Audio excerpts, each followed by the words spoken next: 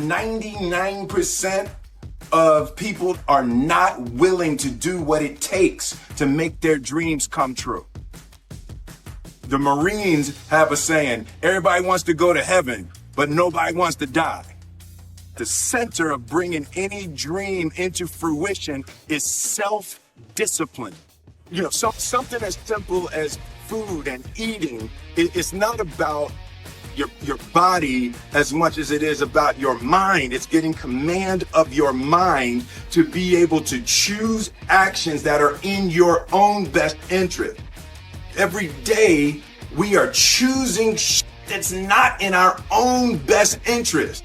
So if the world is attacking you and the world wants to fight you and the world's trying to hold you down, so you're gonna kick yourself in the ball? So you're gonna stop yourself from getting what you dream.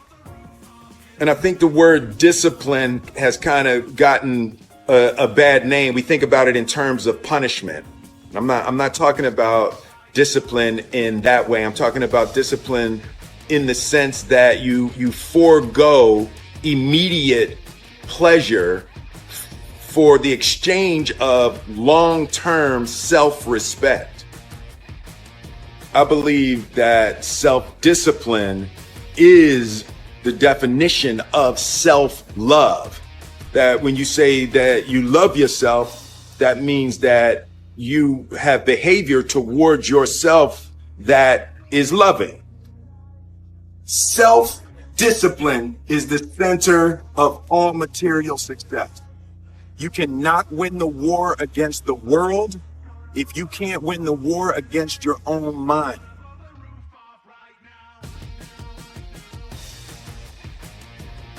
Self-love is when you say to yourself, oh, man, look, I know you and that girl got a real connection. I know y'all vibe, but that's your girl's cousin. So I love you too much to let you do that. It's like you say to yourself, hey man, look, I know you want to eat that pizza and it'll be really good, you know, but I can't let you eat that, man, because if you eat that pizza, you're going to feel like you know, and I love you too much to let you eat that. Self-love is, hey, look, I know you got a test on Monday, you know, and I know you really want to go out with your friends. It's Saturday night, you want to go out, but if you fail that test, you're not going to feel good about yourself. You know, I love you too much to let you go out tonight. Self-discipline is self-love. If you want to be happy, you have to love yourself, which means you have to discipline your behavior. The road to sustained happiness is through disciplining your behavior. We tend to base our self-esteem on what other people think. And that's not really self-esteem. Self-esteem is supposed to be how we feel about ourselves. And I was just saying how dangerous it is to allow other people to determine how you're going to feel about you. And it's kind of like looking into a broken mirror. You're going to look in a broken mirror and then change your face to try to look good in this defiled, busted, broken mirror. And it just, other people's opinions is a really way to determine how we feel about ourselves.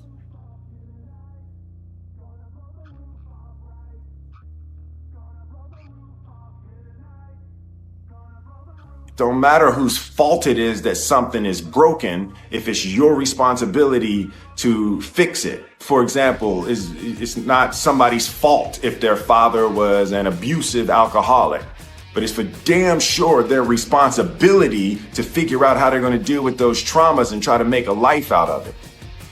It's not your fault if your partner cheated and ruined your marriage, but it is for damn sure your responsibility to figure out how to take that pain and how to overcome that and build a happy life for yourself.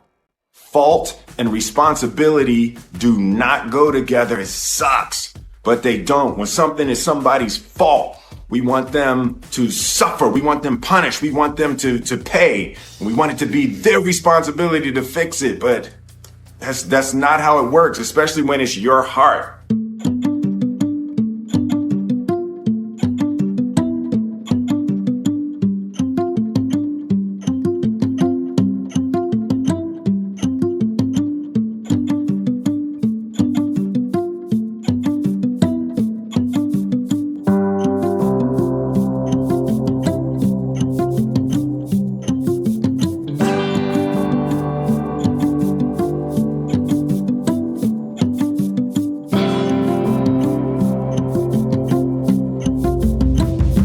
Alone. You can make a person smile, you can make a person feel good, you can make a person laugh, but whether or not a person is happy is deeply and totally and utterly out of your control. The prerequisite for spending time with any person is that they nourish and inspire you. They feed your flame. Look at your last 5 text messages.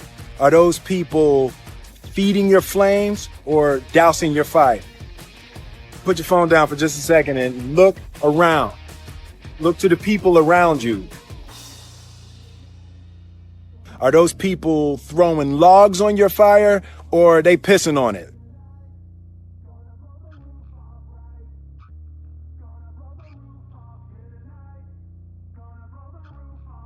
I want my life, I want my work, my family, I want it to mean something. And it's like, if you are not making someone else's life better, then you're wasting your time. The separation of talent and skill is one of the greatest misunderstood concepts for people who are trying to excel, who have dreams, that want to do things. Talent you have naturally. Skill is only developed by hours and hours and hours of beating on your craft. You don't try to build a wall. You don't set out to build a wall. You don't say, I'm going to build the biggest, baddest, greatest wall that's ever been built. You don't start there. You say, I'm going to lay this brick as perfectly as a brick can be laid. There will not be one brick on the face of the earth that's going to be laid better than this brick that I'm going to lay in this next 10 minutes. Yeah. And you do that every single day. So you have a wall. You have a wall. And I think psychologically, the advantage that gives me over a lot of people that I have been in competition with in different situations is it's difficult to take the first step when you look how big the task is.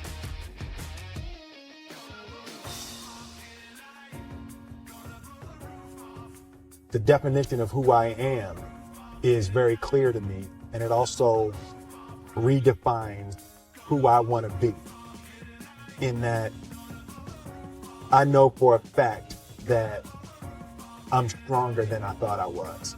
You know, you can't help but ask yourself the question, what would I do if I was in Muhammad Ali's shoes? I'm motivated by fear. I hate being scared to do something. And I think what developed in my early days was the attitude that I started attacking things that I was scared of. Why were you scared in your bed the night before? What do you need that fear for? Just don't go. Why are you scared in your bed 16 hours before you jump? Why are you scared in the car? Why could you not enjoy breakfast? Fear is fear of what? You're nowhere even near the airplane. Everything's up to the stepping out. There's actually no reason to be scared. It only just ruins your day. You don't have to jump. And then in that moment, all of a sudden, where you should be terrified is the most blissful experience of your life. And God placed the best things in life on the other side of terror.